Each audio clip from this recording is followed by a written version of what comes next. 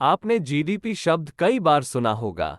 Gross domestic product, Hindi में सकल घरेलू उत्पाद, मीन्स गुड्स एंड सर्विसेज। किसी देश में एक साल में बनी गुड्स एंड सर्विसेज का कुल मूल्य देश में बनी सभी चीजों को जीडीपी में जोड़ा जाता है।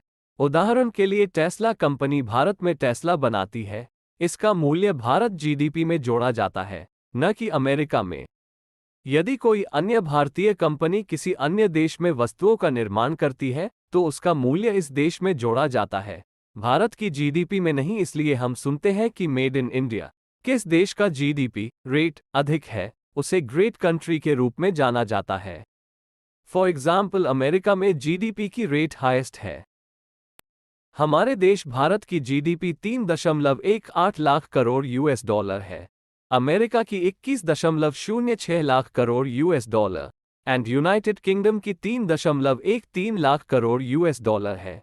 हालांकि भारत और यूके की जीडीपी में ज्यादा अंतर नहीं है, लेकिन यूके की इकोनॉमी को भारत से ज्यादा बेहतर माना जाता है, क्योंकि पर कैपिटा रेट यूके की $39,532 यूएसडी और इंडिया की पर कैपिटा $1,980 यूएसडी, जिसका कारण है भारत की जनसंख्या। जीडीपी को सेंट्रल स्टैटिस्टिक्स ऑफिस कैलकुलेट करता है।